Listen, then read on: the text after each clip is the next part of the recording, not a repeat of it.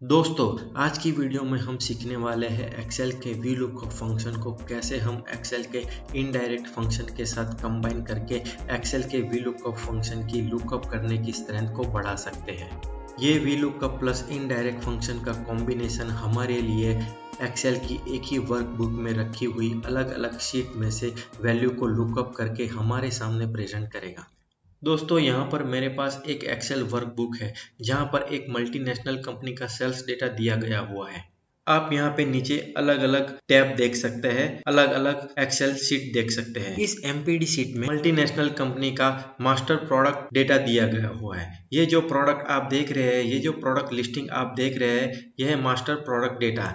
ये सभी प्रोडक्ट ये मल्टीनेशनल कंपनी सेल कर रही है अपनी अलग अलग ब्रांच में। ये कंपनी इलेक्ट्रॉनिक्स प्रोडक्ट में डील कर रही है। आप यहाँ पे देखिए, इस कंपनी की 5 अलग अलग ब्रांच है। ब्रांच 1 यहाँ पे दिसंबर मंथ का सेल्स डेटा है, यह है इलेक्ट्रॉनिक्स प्रोडक्ट, और यहाँ पे इस कॉलम में सेल्स वैल्यू है। यह है ब्रांच 2। इस शीट में भी दिसंबर मंथ का सेल्स डेटा है, यह है ब्रांच 3। इस शीट में भी दिसंबर मंथ का सेल्स डेटा है। उसी तरह ब्रांच 4 में भी सेल्स डेटा है और उसी तरह ब्रांच 5 में भी सेल्स डेटा अवेलेबल है दिसंबर मंथ का। और यहाँ पर इस शीट में all branch master sales data का एक छोटा सा टेबल यहाँ पे बनाया हुआ है, जहाँ पर आप इस कंपनी की अलग अलग 5 ब्रांच को देख सकते हैं। दोस्तों, यहाँ पर इस सेल्स में V lookup plus indirect formula का कॉम्बिनेशन कुछ इस तरह से किया हुआ है कि यहाँ पर हम कोई भी प्रोडक्ट सिलेक्ट करेंगे तो सभी ब्रांच का सेल्स डेटा यहाँ पर शो हो जाएगा। जैसे कि मैं यहाँ पे कोई भी एक प्रोडक्ट सिलेक्ट कर लेता हूँ, जैसे कि एयर प्यूरीफायर, तो देखिए सभी ब्रांच का सेल्स डेटा हमारे सामने पॉपअप होके यहाँ पे शो हो चुका है। यह है ब्रांच 1 का सेल्स डेटा, ब्रांच 2 का, उसी तरह ब्रांच 3, 4 एंड 5 का सेल्स डेटा यहाँ पे शो हो चुका है। इस काम को करने का फायदा ये है कि हमें यहाँ पे अलग अलग ब्रांच में जाके किसी एक पर्टिकुलर प्रोडक्ट का सेल्स डेटा देखने के लिए हमें बार बार इस शीट्स में जाने की जरूरत नहीं पड़ेगी। सभी सेल्स वैल्यू एक ही बार में यहाँ पे शो हो जाएगी। तो दोस्तों, इस काम को हम बोलेंगे मल्टीपल शीट वी लुकअप। ये काम किया है हमने V lookup plus indirect function के कॉम्बिनेशन से। आगे बढ़ने से पहले दोस्तों, आपको ये समझना जरूरी है कि ये इनडायरेक्ट फंक्शन आखिर काम कैसे करता है। चलिए दोस्तों, मैं यहाँ पे इनडायरेक्ट फंक्शन टाइप कर लेता हूँ। यहाँ से मैं इनडायरेक्ट फंक्शन सिलेक्ट कर लूंगा। अब दोस्तों, पहला आर्ग्यूमेंट है रेफरेंस टैक्स। ये इनडायरेक्ट फंक्शन बहुत ही छोटा फंक्शन है। यहाँ पे पहला आर्ग्यूमेंट पूछ रहा है रेफरेंस टैक्स। तो दोस्तों, रेफरेंस टैक्स में मैं ये सेल सिलेक्ट करूंगा, ब्रैकेट क्लोज करूंगा। अब दोस्तों, यहाँ पर आप सोचिए हमें क्या मिलेगा। मैं यहाँ पर एंटर कर रहा हूँ। यहाँ पर हमें एरर मिली हुई है। चलिए, इस फॉर्मूला को मैं यहाँ ओपन कर लेता हूँ और यहाँ पे रेफरेंस टैक्स में हमने जो सेल सिलेक्ट किया हुआ था उसे चेंज करके मैं अब ये सेल सिलेक्ट कर लूंगा, I6। अब दोस्तों, यहाँ पर हमें क्या रिजल्ट मिलेगा, चलिए देख लेते हैं। हमें रिजल्ट मिला 60। तो इसका लॉजिक आप थोड़ा समझ लीजिए दोस्तों। ये सेल का लोकेशन K4 है, आप यहाँ पे देख सकते हैं, और यहाँ पर हमने उसी सेल को रिफर करके यहाँ पे नाम लिखा हुआ है K4। तो जब हमने इनडायरेक्ट फंक्शन में ये सेल सिलेक्ट किया तो इनडायरेक्टली फॉर्मूला ने हमें ये रिजल्ट शो कराया। अब दोस्तों, फिर से मैं ये फॉर्मूला ओपन कर लेता हूँ F2 करके। अब दोस्तों, मैं यहाँ पे इस रेफरेंस टैक्स को चेंज कर लेता हूँ और यहाँ पे मैं डबल कोट्स में टाइप करूंगा K4।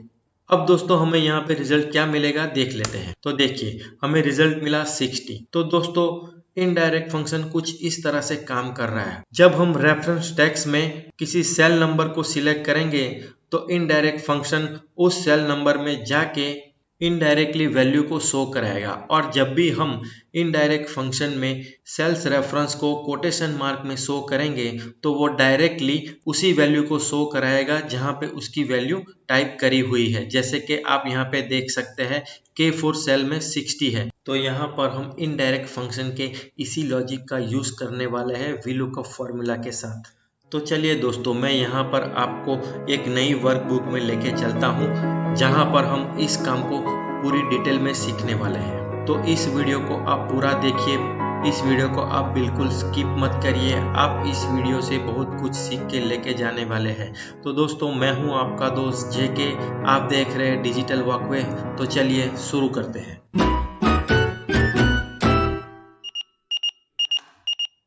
तो ये है हमारी नई वर्कबुक जहाँ पे हम इस कॉम्बिनेशन को सीखने वाले हैं।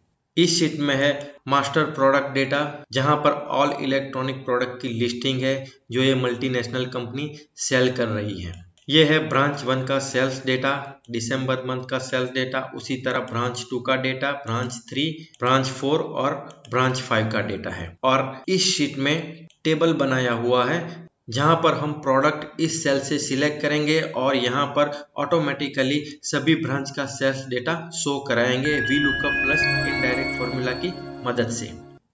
सबसे पहला काम हमें इन सभी सीट में जो डेटा अवेलेबल है उस डेटा को हमें एक नाम देना पड़ेगा। और हम नाम कैसे देंगे चलिए देख लेते हैं। सबसे पहले तो मैं इस शीट में जाऊंगा जहां पर है मास्टर प्रोडक्ट डेटा। इस डेटा को हमें एक नाम देना पड़ेगा, तो वो नाम हम कैसे देंगे? तो उसके लिए हमें जाना है फॉर्मूलाज में और यहाँ पे हमें जाना है नेम मैनेजर में। जैसे ही नेम मैनेजर के ऊपर आप क्लिक करेंगे यहाँ पर इस तरह का डायलॉग बॉक्स ओपन हो जाएगा। यहाँ पर हमें न्यू के ऊपर क्लिक करनी है और यहाँ पे हमें इस टेबल को एक नाम देना है। मैं नाम दूंगा मास्टर प्रोडक्ट डेटा और यहाँ से मैं रेंज सिलेक्ट कर लूंगा। कौन सी रेंज हमें चाहिए इस मास्टर प्रोडक्ट डेटा में? तो मैं पहले तो इस सेल को सिलेक्ट करूंगा और कंट्रोल शिफ्ट डाउन प्रेस करूंगा तो पूरी सेल्स रेंज सिलेक्ट हो जाएंगी और मैं यहाँ से ओके कर दूंगा। तो देखिए हमने इस डेटा को एक नाम दे दिया है जिसका नाम है MPD। अब मैं यहाँ से इसे क्लोज करूंगा। अब उसी तरह हमें ब्रांच 1, ब्रांच 2, ब्रांच 3, ब्रांच 4 और ब्रांच 5 को भी एक एक नाम देना है। तो सबसे पहले तो मैं ब्रांच 1 की शीट ओपन कर लूंगा। यहाँ पर फॉर्मूला में जाना है, नेम मैनेजर में जाना है और यहाँ से हमें न्यू के ऊपर क्लिक करना है। इसे हम वही नाम देंगे जो शीट का नाम है ब्रांच 1 और यहाँ पर भी लिखा हुआ है ब्रांच 1। तो मैं टाइप कर लूंगा branch_1 और यहाँ से मैं सेल्स रेंज सिलेक्ट कर लूंगा। दोस्तों सेल्स रेंज हम सिलेक्ट करेंगे कुछ इस तरह, प्रोडक्ट और सेल्स वैल्यू को ही सिलेक्ट करेंगे, हम मंथ को इंक्लूड नहीं कराएंगे। तो मैं सबसे पहले तो इस तरह से सेल्स रेंज को सिलेक्ट कर लूंगा, कंट्रोल शिफ्ट डाउन एरो करूंगा तो पूरी रेंज सिलेक्ट हो जाएगी नीचे तक। अब मैं यहाँ से इसे ओके कर दूंगा।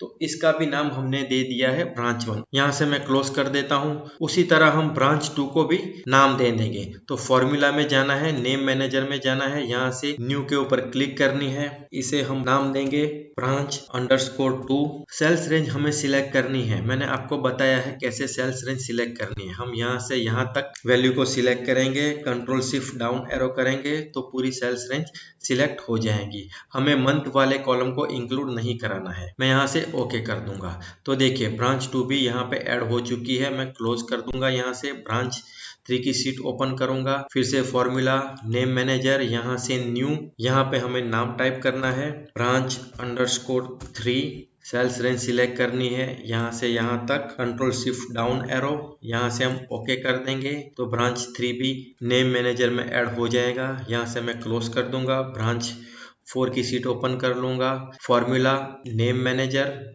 न्यू टाइप करना है branch_4, यहाँ से सेल्स रेंज इस तरह हम सिलेक्ट करेंगे, कंट्रोल शिफ्ट डाउन एरो, पूरी रेंज सिलेक्ट हो जाएगी। ओके कर दीजिए। यहाँ से ब्रांच 4 भी ऐड हो चुकी है। यहाँ से क्लोज कर दीजिए। ब्रांच 5 की सीट ओपन कर लीजिए, फॉर्मूला, नेम मैनेजर, न्यू, यहाँ पे हम टाइप करेंगे branch_5, सेल्स रेंज सिलेक्ट करनी है यहाँ से यहाँ तक, control shift down arrow press करिए, पूरी रेंज सिलेक्ट हो चुकी है। यहाँ से ओके कर दीजिए। तो हमने अब अपनी हर सीट को एक नाम दे दिया है। इसे मैं यहाँ से क्लोज कर देता हूँ। अब दोस्तों हम यहाँ पे all branch master sales data की सीट में चले जाएंगे और यहाँ पे हम प्रोडक्ट का ड्रॉप डाउन लिस्ट बनाएंगे जहाँ पर हम बारी बारी से प्रोडक्ट सिलेक्ट करेंगे और यहाँ पर हम रिजल्ट शो कराएंगे। तो यहाँ पे प्रोडक्ट का ड्रॉप डाउन लिस्ट बनाने के लिए हमें सबसे पहले तो डेटा टैब में जाना होगा। यहाँ से डेटा वैलिडेशन में जाना है। यहाँ से डेटा वैलिडेशन के ऊपर क्लिक कर लीजिए, एक डायलॉग बॉक्स ओपन हो जाएगा। यहाँ से हमें लिस्ट ऑप्शन सिलेक्ट करना है और सोर्स में हमें मास्टर प्रोडक्ट डेटा सिलेक्ट करना है। तो मैं ये सीट ओपन कर लूंगा और पहले तो मैं इस सेल को सिलेक्ट करूंगा और control shift down arrow press करूंगा तो पूरी मास्टर प्रोडक्ट डेटा की रेंज सिलेक्ट हो जाएगी। अब मैं यहाँ से ओके कर दूंगा। तो देखिए यहाँ पे ड्रॉप डाउन लिस्ट बन चुका है। आप यहाँ पे देखिए सभी प्रोडक्ट यहाँ पे शो हो चुकी है। अब दोस्तों यहाँ पर हम VLOOKUP प्लस इनडायरेक्ट फॉर्मूला का कॉम्बिनेशन कुछ इस तरह लगाएंगे कि जैसे ही हम यहाँ पे कोई भी एक प्रोडक्ट सिलेक्ट करें तो सभी ब्रांच का सेल्स डेटा यहाँ पर ऑटोमेटिकली शो हो जाए। इसे आप कह सकते हैं मल्टीपल शीट VLOOKUP। तो चलिए सबसे पहले तो हम यहाँ पे इज इक्वल टू करेंगे और VLOOKUP का फॉर्मूला ओपन कर लेंगे। टैब प्रेस करिए, VLOOKUP का फॉर्मूला ओपन हो जाएगा। लुकअप वैल्यू हमारी कौन सी रहेगी? लुकअप वैल्यू रहेगी हमारी ये सेल जहाँ पे हम प्रोडक्ट सिलेक्ट करने वाले हैं, कॉमा टेबल एरे। अब दोस्तों यहाँ पे टेबल एरे की जगह पर हम इनडायरेक्ट फंक्शन का यूज करेंगे, क्योंकि बाय डिफॉल्ट VLOOKUP फॉर्मूला में हम सिर्फ एक ही टेबल सिलेक्ट कर सकते हैं, लेकिन यहाँ पर हमारे पास 5 अलग अलग टेबल है। ब्रांच 1 का टेबल, ब्रांच 2 का, ब्रांच 3, ब्रांच 4 और ब्रांच 5 का टेबल। इस तरह से हमारे पास यहाँ पर 5 अलग अलग टेबल हैं। तो यहाँ पर हम अकेले VLOOKUP से काम नहीं चला सकते, तो यहाँ पर हमें इनडायरेक्ट फंक्शन का यूज करना पड़ेगा। यहाँ से आप इनडायरेक्ट फंक्शन सिलेक्ट कर लीजिए, टैब प्रेस करिए, फॉर्मूला ओपन हो जाएगा। अब यहाँ पर पूछ रहा है पहला आर्ग्यूमेंट रेफरेंस टैग्स। तो दोस्तों यहाँ पर रेफरेंस टैग्स हम कुछ इस तरह देंगे कि ये रेफरेंस टैग इन सभी ब्रांच को रिप्रेजेंट करेगा, यानी कि ब्रांच _1, ब्रांच _2, उसी तरह ब्रांच _3, ब्रांच _4 और ब्रांच _5 को रिप्रेजेंट करेगा। तो वो रेफरेंस टैग्स हम किस तरह बनाएंगे इस इनडायरेक्ट फंक्शन में, चलिए देख लेते हैं। तो सबसे पहले तो हमें ये सेल सिलेक्ट करना है जहाँ पे लिखा हुआ है ब्रांच। अब दोस्तों हमें क्या चाहिए? ब्रांच के बाद हमें चाहिए अंडरस्कोर। तो यहाँ पर मैं n% का साइन लगाऊंगा, डबल कोट्स करूंगा और अंडरस्कोर का साइन लगा दूंगा, फिर से मैं डबल कोट्स कर लूंगा। अब दोस्तों हमें क्या चाहिए? अब दोस्तों हमें यहाँ पर चाहिए 1। ब्रांच अंडरस्कोर हमने यहाँ पे डिफाइन कर लिया है, अब हमें चाहिए यहाँ पर 1। तो मैं फिर से n% का साइन लगाऊंगा और यहाँ से मैं एरो प्रेस करके ऊपर वाला सेल सिलेक्ट कर लूंगा जहाँ पे टाइप करा हुआ है 1। मैं यहाँ से ब्रैकेट क्लोज कर लूंगा। यहाँ पर इनडायरेक्ट फंक्शन कंप्लीट हो चुका है, कॉमा VLOOKUP फॉर्मूला फिर से यहाँ पे स्टार्ट हो चुका है। अब यहाँ पे पूछ रहा है कॉलम इंडेक्स नंबर। तो दोस्तों कॉलम इंडेक्स नंबर हमारा रहेगा 2, क्योंकि हमने इन सभी 5 ब्रांचों को नेम देने के टाइम जो सेल्स रेंज सिलेक्ट करी हुई थी उसमें पहले कॉलम में प्रोडक्ट नेम था और दूसरे कॉलम में सेल्स वैल्यू थी। तो हमें यहाँ पर सेल्स वैल्यू चाहिए, तो मैं यहाँ पर 2 टाइप करूंगा, कॉमा हमें यहाँ पर एग्जैक्ट मैच चाहिए, तो मैं एग्जैक्ट मैच के लिए 0 टाइप करूंगा। यहाँ से मैं ब्रैकेट क्लोज कर लूँ। तो हमने यहाँ पर VLOOKUP और इनडायरेक्ट फंक्शन का कॉम्बिनेशन लगा दिया है। अब मैं यहाँ पे एंटर करूंगा तो देखिए यहाँ पर अभी कोई भी वैल्यू शो नहीं हो रही है, क्योंकि हमने यहाँ पर अभी तक प्रोडक्ट सिलेक्ट नहीं किया है। अब इस फॉर्मूला को दोस्तों मैं यहाँ नीचे तक ड्रैग कर देता हूँ।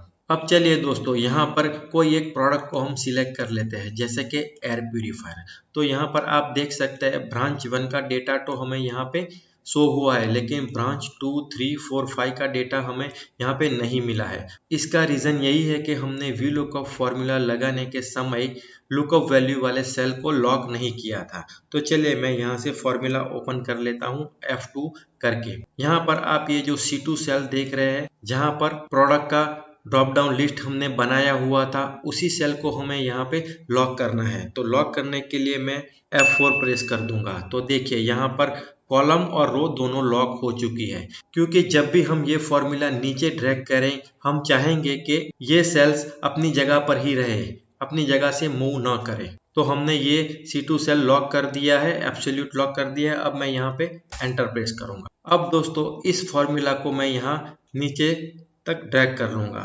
तो देखिए हमें सभी ब्रांच का डेटा मिल चुका है।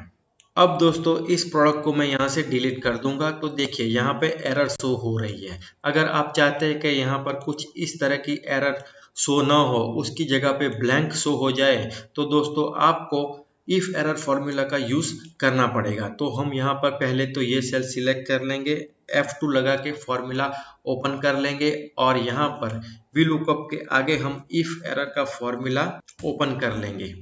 अब दोस्तों आप यहाँ पर ऊपर आ जाइए। यहाँ पर ऊपर हमें फोकस करना है। पहला आर्ग्यूमेंट है वैल्यू, तो वैल्यू के लिए ये पूरा VLOOKUP का फॉर्मूला ही रहेगा। मैं यहाँ पे लास्ट में आके कॉमा कर दूंगा और ब्लैंक के लिए मैं 2 बार डबल कोट्स टाइप कर दूंगा और ब्रैकेट यहाँ से क्लोज करूंगा और एंटर कर दूंगा। तो देखिए यहाँ से एरर हट चुकी है। इस फॉर्मूला को अब मैं नीचे तक ड्रैग कर लूंगा तो हर एक सेल से एरर यहाँ पे हट चुकी है। अब दोस्तों यहाँ पे मैं कोई भी एक प्रोडक्ट सिलेक्ट कर लेता हूँ, जैसे कि एयर कंडीशन। तो देखिए वैल्यूज यहाँ पे पॉपअप हो चुकी है सभी ब्रांच के लिए। अगर आप इस रिजल्ट को वेरीफाई करना चाहते हैं तो चलिए कोई एक ब्रांच में जाके हम इस रिजल्ट को वेरीफाई कर लेते हैं। चलिए हम चलेंगे ब्रांच 5 में और एयर कंडीशन की वैल्यू देखेंगे। ब्रांच 5 एयर कंडीशन की वैल्यू है 47449। इस सीट में हम जाएंगे और देखेंगे वैल्यू है 47449। तो हमने ये जो फॉर्मूला लगाया हुआ है ये बिल्कुल सही है। दोस्तों ये तो थी एक trick VLOOKUP plus indirect function को लगाने की। मैं दोस्तों यहाँ पर आपको एक दूसरी ट्रिक भी बताने जा रहा हूँ, उसे भी आप ध्यान से देखिए। दोस्तों यहाँ पर आप देख रहे हैं ये ब्रांच नंबर हमने यहाँ पे अलग कॉलम में लिए हुए हैं। 1 2 3 4 5 अलग कॉलम में है। उसकी जगह पर हम ब्रांच नंबर डायरेक्टली यहाँ पर ब्रांच के साइड में टाइप कर सकते हैं, जैसे कि ब्रांच _1। इसे मैं ऊपर से नीचे तक ड्रैग कर लूंगा। तो देखिए यहाँ पर ब्रांच 1 2 3 4 और 5 यहाँ पे शो हो चुकी है। तो ये जो ब्रांच 1 to 5 है वो रिप्रेजेंट करेंगी हमारी इन सभी सेल्स रेंज को जो हमने पहले दी हुई थी। ब्रांच 1, ब्रांच 2, ब्रांच 3, ब्रांच 4 और ब्रांच 5। अब दोस्तों यहाँ पर जो फॉर्मूला लगा हुआ है उसे मैं डिलीट कर दूंगा और फिर से हम यहाँ पर VLOOKUP प्लस इनडायरेक्ट का फॉर्मूला लगाएंगे। इस बार हमारे पास ऑलरेडी नाम है ब्रांच 1, ब्रांच 2, ब्रांच 3, ब्रांच 4 और ब्रांच 5। इस बार हमें दो अलग अलग सेल को सिलेक्ट करने की जरूरत नहीं पड़ेगी इनडायरेक्ट फंक्शन के लिए। तो चलिए यहाँ पर देख लेते हैं कि इसे कैसे करते हैं। Is equal to VLOOKUP value हमारी ये सेल रहेगी जहाँ पर हम प्रोडक्ट को सिलेक्ट करेंगे, कॉमा यहाँ पर टेबल एरे की जगह पर हम लगाएंगे इनडायरेक्ट फंक्शन। आप इनडायरेक्ट फंक्शन ओपन कर लीजिए, रेफरेंस टैग। अब दोस्तों रेफरेंस टैग्स के लिए हम सिंपली ये सेल सिलेक्ट कर लेंगे जहां पर लिखा हुआ है ब्रांच _1 जो रिप्रेजेंट करेंगी ब्रांच _1 को। मैं यहाँ से ब्रैकेट क्लोज कर लूंगा, कॉमा कॉलम इंडेक्स नंबर 2 रहेगा जहां से हम सेल्स वैल्यू एक्सट्रैक्ट करके लेके आएंगे, कॉमा हमें एग्जैक्ट मैच चाहिए तो मैं 0 टाइप करूंगा। यहाँ से मैं ब्रैकेट क्लोज कर दूंगा और एंटर प्रेस कर। तो देखिए यहाँ पर हमें वैल्यू मिल चुकी है। फिर से दोस्तों मैं फॉर्मूला ओपन कर लूंगा F2 करके और ये C2 सेल को F4 लगा के एब्सोल्यूट लॉक कर दूंगा। मैं यहाँ से एंटर कर दूंगा।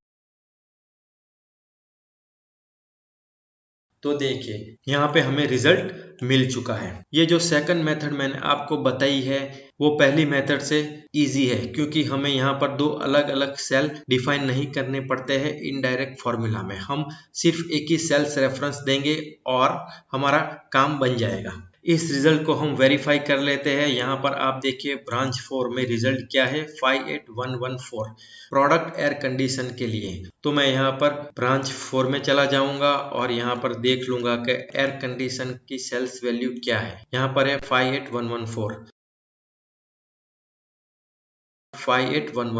तो हमने ये जो VLOOKUP प्लस इनडायरेक्ट का फॉर्मूला लगाया है बिल्कुल सही है। दोस्तों यहाँ पर दोनों मेथड दिखाने का मेरा इंटेंशन यही था कि आप इससे कुछ नया सीखें। तो दोस्तों मुझे उम्मीद है कि आपको ये वीडियो जरूर पसंद आया होगा। अगर आपको मेरी चैनल के कंटेंट पसंद आ रहे हैं तो मेरी चैनल को लाइक, शेयर और सब्सक्राइब जरूर कर दीजिए। तो फिर मिलते हैं अगले